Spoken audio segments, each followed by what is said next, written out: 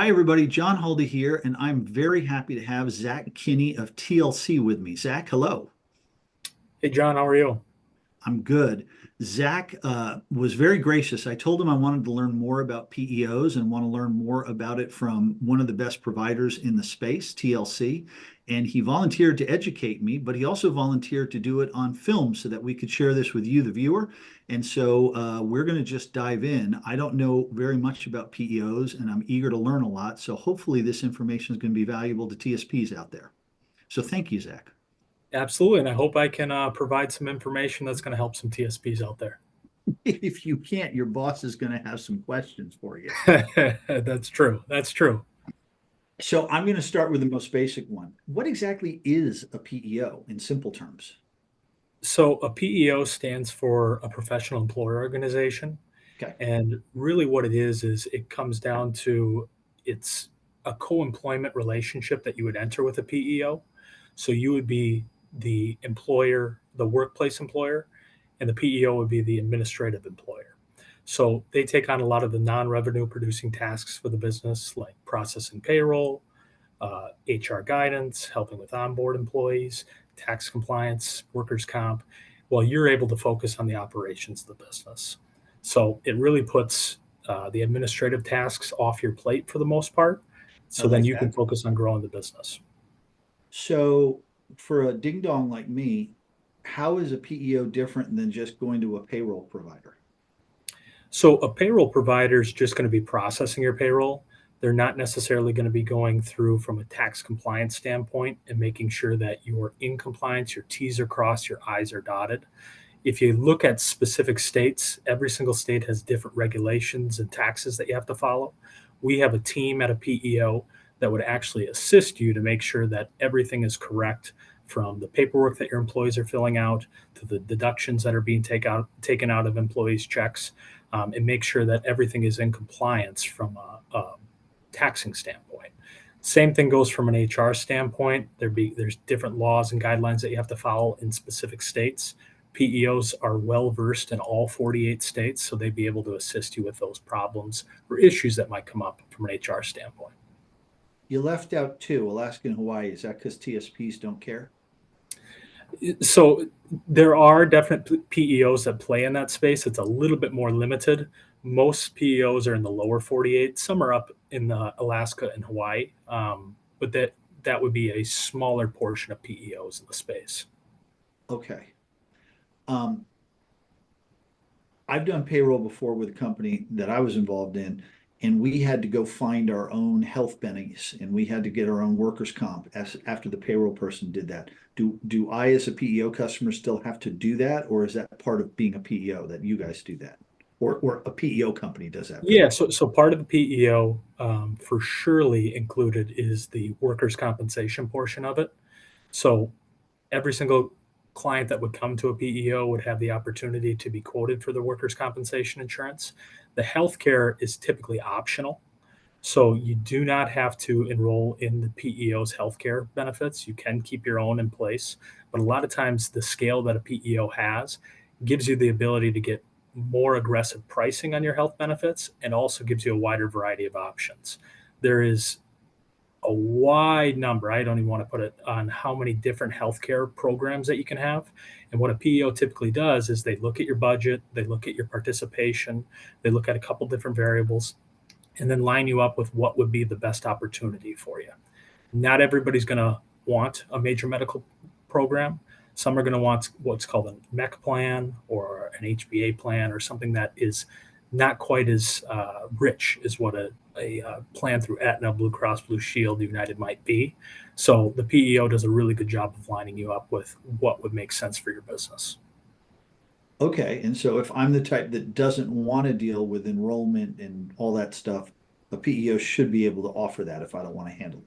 Yeah, absolutely. So that's a big reason why people want to utilize a PEO from a healthcare standpoint is because they take on the administrative tasks of a health insurance program. It's really, really cumbersome and takes a lot of time to administrate a health program with adding employees, enrolling employees, paying vendors, doing all those ACA compliance, all all those things take time. And a lot of time they take employees that you have to hire in order to administrate that. The Ugh. PEO, since they're doing that for a lot of different companies, actually administrates the program for you. So it's a positive to coming on their program, but if you have something in place that makes sense for your business, you can definitely keep it in place. Yeah, and I'm thinking of the typical TSP, they're not hiring someone. It just means they're losing their weekends or nights to do it themselves. Exactly. Exactly. So a PEO definitely helps with the overhead to take on some of those administrative tasks. Someone said to me at an event recently, if you're a TSP, or I overheard it, I should say, if you're a TSP and you're looking for a PEO, FedEx requires it to be a certified PEO. What is Mhm. that? So there's about 15% of PEOs in the nation are considered certified PEOs. And what that is it's what I the best way to explain it is it's the rubber stamp from the IRS to say you're certified and it's going to be almost impossible for you to become insolvent. So that was the problem that FedEx had in the past with PEOs was some insolvency Who to of be insolvent, the typical PEO or the the TSP? PEO to be insolvent, to go under. So that's some of the problems that they had in the past with PEOs.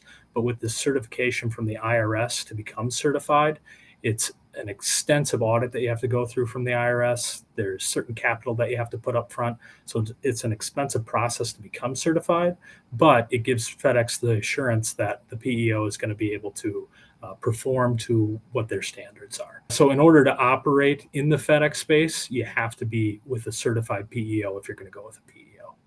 Okay, that was going to be my question. Was it accurate that it has to be certified for FedEx? Yep.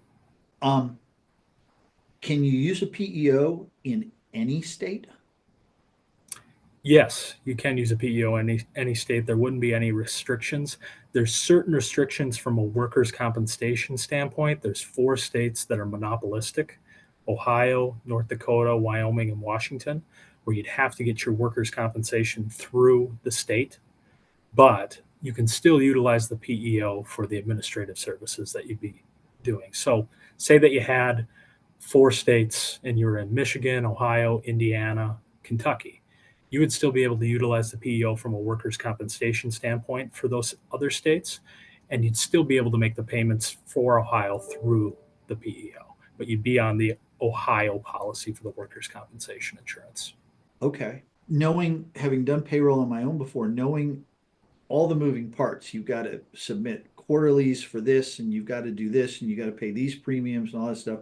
Is it reasonable to expect a PEO simplifies my life and I just get one bill from the PEO and they take out the money owed for all that and they administer all that and I don't think about it? Exactly. So, I mean, 99% of the FedEx contractors that we're going to come across are paying on a weekly basis.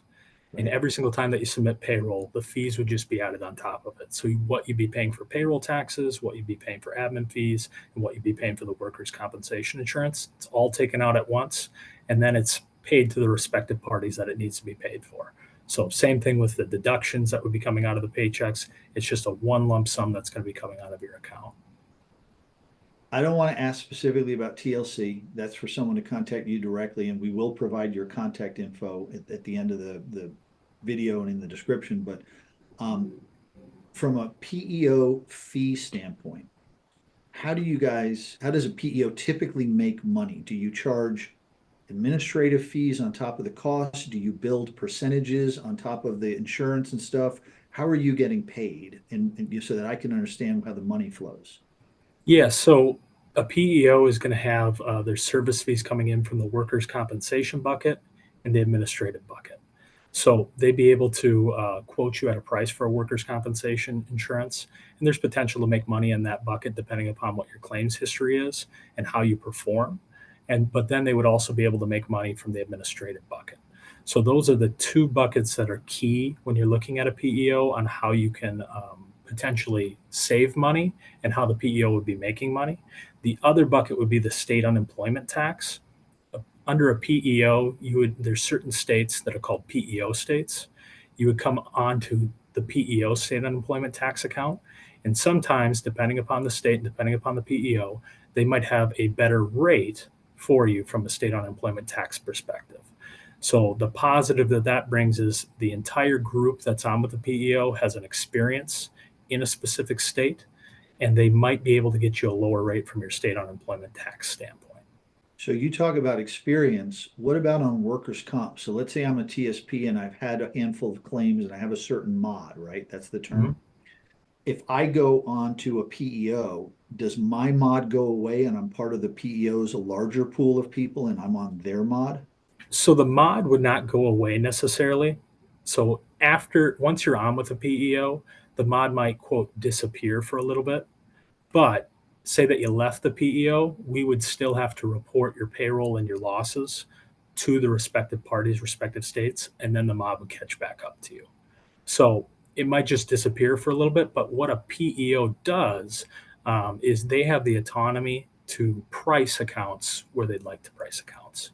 So we have every single PEO has a reinsurer that it's different levels. So at certain companies, it might be $250,000 for their deductible with their reinsurer. Some might have $1 million. Some might have $2.5 million. It's a wide variety. So it's dependent upon the PEO, but it gives them the autonomy to set their price from a workers' compensation standpoint. So certain companies, the PEO might be able to be more aggressive from a workers' comp standpoint because they think that they are performing better than what their mod says and their loss runs say. And then certain companies, they might say, you know what, we actually can't perform as well as the traditional market because from a workers' compensation standpoint, they actually probably should have a higher rate.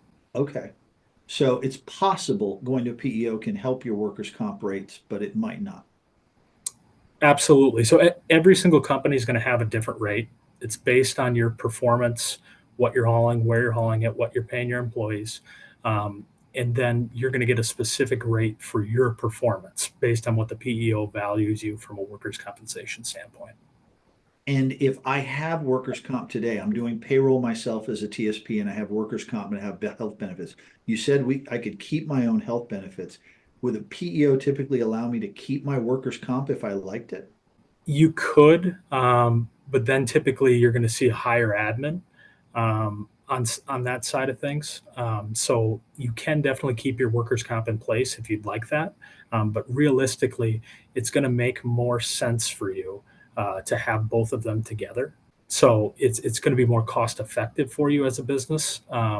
So I would urge you to look at both of them, but it's not necessarily 100% has to be keep your workers' compensation where it is. And if I'm looking at a PEO, because you mentioned that there's HR functions that come with it, right? Mhm. Should I expect that like I wake up one day and one driver is telling me that their manager has sexually harassed them? HR, uh-oh, right? Should I expect the PEO to be a resource to me to help me navigate what do I need to do? How do I document this? What are the right steps? Or am I still on my own figuring that out as a TSP?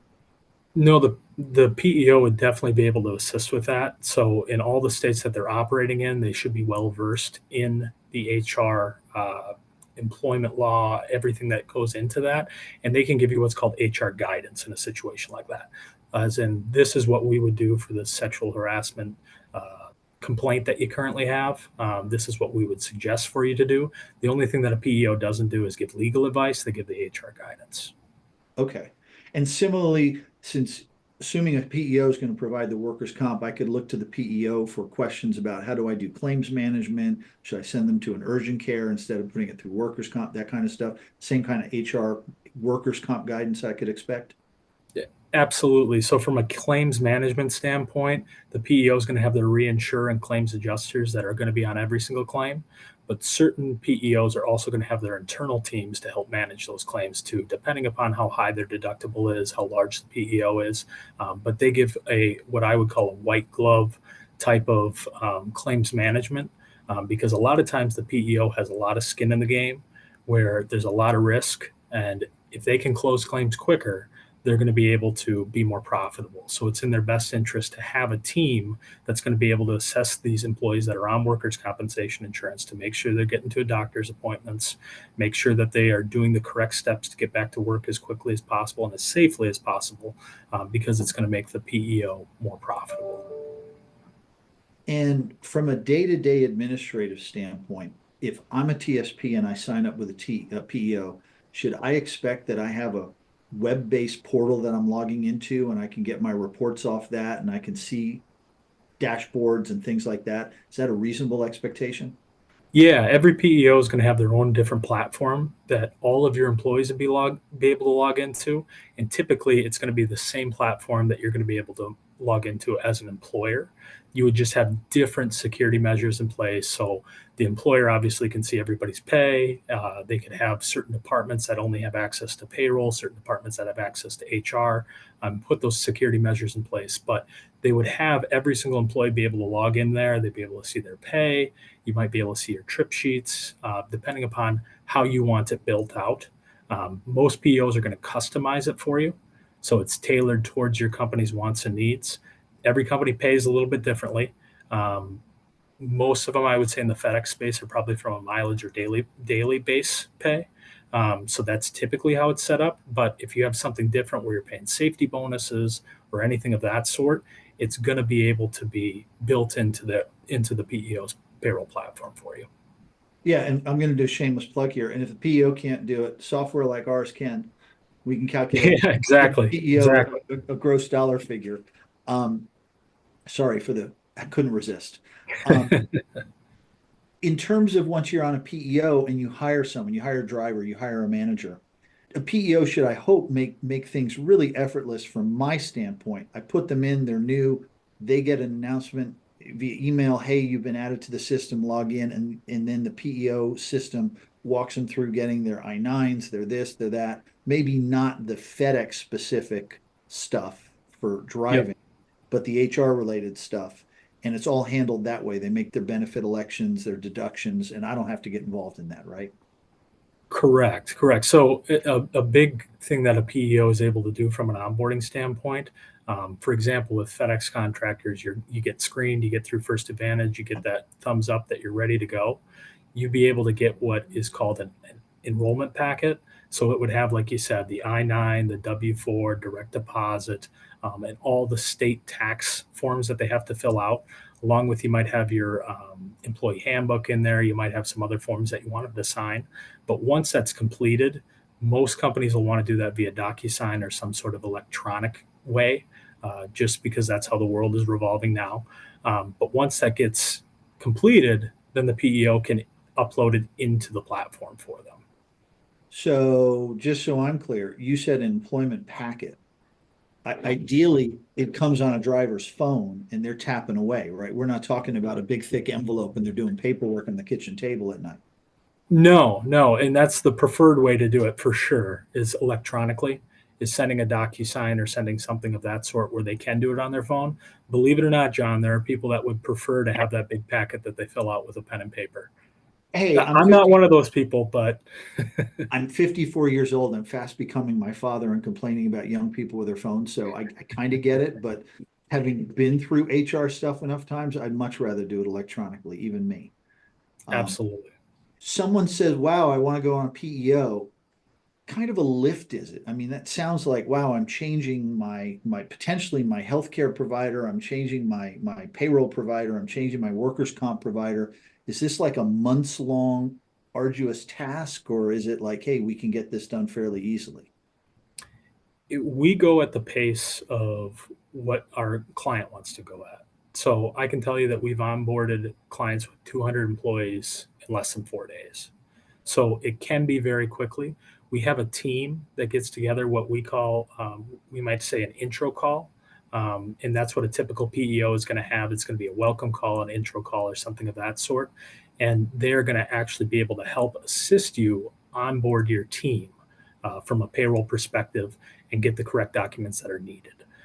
So you would have different resources at the PEO that you'd be able to leverage to help you transition. Sometimes they can be extremely hands-on, and then they can also be extremely hands-off. It's really dependent upon how the client wants to move forward. And if they say, hey, we got to transition in a week, that'll get done. If they say, we got plenty of time, we need a month, that's completely up to you. So it's really at your own pace. And if I'm a TSP that has, let's say, a health plan that's on annual calendar year enrollment, and my workers' comp rolls over annually in July, do I have to wait for one of those rollover periods to implement a PEO, or can I do it when I want to? It's dependent upon what you'd have from a workers' compensation standpoint. Sometimes to get out of contracts, there's penalties that you might have to pay. So it's weighing those options. I would encourage you to take a look whenever you have a chance. And sometimes the rates might make sense to make a transition early, or it might make sense to wait until your renewal comes up. So every single provider is going to have different cancellation penalties that they have. With a PEO, a really positive is there's no written contract. Well, there's no contract from a cancellation standpoint. If you were on for 6 months, all you'd have to give is a 30-day written notice. If you're on for 6 years, all that you'd have to give is a 30-day written notice. There's no Uh, cancellation penalty. I know we said we're not talking about TLC specific, but is that a PEO rule and that applies to everyone, or that's you guys?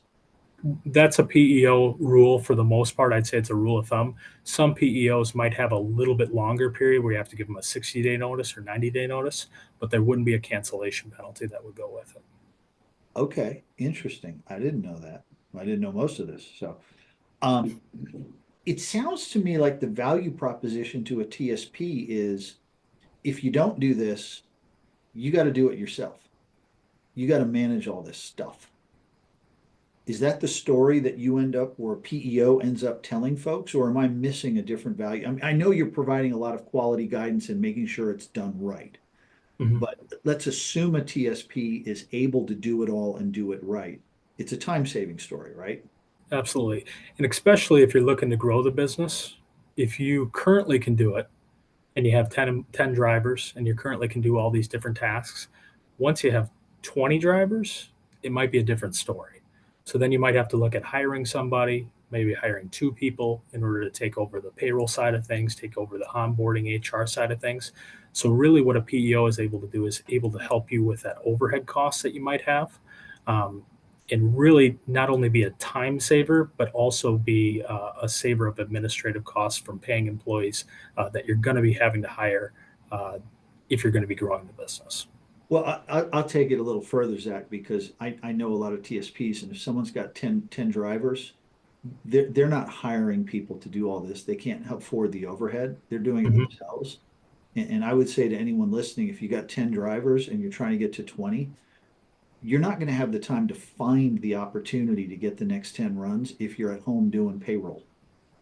You got to free yourself up. And I think fractionally outsourcing it this way is a great way to do it. But I would also tell anyone listening, because I've been through this slog before with other companies, if you think you're doing it all right, the correct way on your own, to use an expression I heard recently that I love, you were probably homeschooled by a day drinker. It is so complicated and so easy to find out that you missed something and you're getting penalized this or penalized that or something expired. There's so many compliance issues with all of this stuff that Mhm. whether it's a PEO or outsourcing somehow else, I think most TSPs would be wise to at least consider the admin overhead and see if the workers' comp bennies and the health bennies cost savings could offset it. I love the story behind the PEO. Zach, I don't know enough about a PEO to know what I should be asking you. And I don't want to get too in the weeds right now because I'm sure I'm going to have more questions after I digest this. But what are some of the other basic questions that people who are learning about PEOs ask you that I've forgotten to ask? It's really there's a wide variety of reasons that people come to a PEO. It's not one thing where they say, "Hey, we see workers' compensation savings. Hey, we see savings in the time that you're going to spend processing payroll and entering payroll." It's a wide variety of things. So one of the big things that we like to say is we're an HR one-stop shop. So whatever you're looking for from an HR perspective, you'd say you're looking for somebody to help you with your short-term disability. Say you're looking for somebody to help you with a fuel card. Say you're looking for somebody to help you with whatever it may be underneath the sun. A PEO has the buying power in order to take all of their employees that they have underneath their umbrella, bundle them together, and then negotiate better rates for certain services that you might have. So a lot of people will take a specific service and say, "Hey, I'm going to go to an outside vendor and see what I'm going to get from a pricing standpoint as a 10 employee company. Well, it might make sense to go check with your PEO to see, hey, what do you have for a fuel card? Is your fuel card going to be something that is going to be appealing to me? And a lot of times the PEO is going to be able to have better pricing than what you're going to be able to have on your own. Maybe not the best example for line haul because everybody's on the REL card, um, Yep. but if you guys are doing better than cost plus zero, please speak up. Yep. And that's just one example. There's a wide variety of examples that you might have, um, from But benefits to basically anything that you can think of from an HR perspective. but I would think too that like if you got 10 drivers, it might be in 3 states. And all of a Mhm. sudden your nightmare just got worse. I wouldn't want to do that crap. Pardon my French. Yeah, it gets very complicated when you're operating in a bunch of different states and understanding the laws and regulations, tax code that goes into those states. So having somebody from a PEO perspective double check what's going on, make sure that your T's are crossed, your I's are dotted, and help you with that tax compliance is a huge lift off of a lot of contractors' plates. And one other thing that the PEOs are able to do is if you have multiple entities and you're sharing employees between the entities, So like two if you contracts. correct, if you have two different federal ID numbers and you're sharing the employees between those federal ID numbers, it can get very complex with deductions, health insurance deductions, um, and everything gets complicated. They get multiple W-2s at the end of the year. What a PEO is able to do is, since they would be the employer of record, they would actually get one W-2 at the end of the year and save you from a lot of headaches. And that would satisfy the FedEx requirement that if you have two contracts and a driver drives for both entities, FedEx is okay with that, right? Correct. But you're accounting for the pay from the two entities. You say this week they got 80% of their pay from this entity and 20% from that one. Yep, exactly. So on the W-2, it would say the PEO's name. So that would be the employer of record from a taxing standpoint. So instead of getting a W-2 from company A and a W-2 from company B, you would just get one W-2 from the PEO. Okay, yeah, I can see the benefit for that. Nice. Um, Zach, is it okay if I ask you to come back in the not too distant future and dive into some more advanced topics on this stuff? Absolutely. I'd love to. If folks are watching this when we release it, shoot me questions that I can ask Zach so we can get answers for you. I'm thinking in a few weeks we'll get that out. But Zach, I can't thank you enough for taking the time today. We're going to get all your contact info. I think people have mine. We'll put that on there too. It's okay if they contact you directly with more questions. For sure. I would love to have a conversation with anybody that just wants to learn a little bit more about a PEO. God, you're too kind. Be careful. You might get a lot of help. Zach, again, thank you. And for everyone watching, thank you for your time. We look forward to putting out more info for you soon. Thanks, everyone.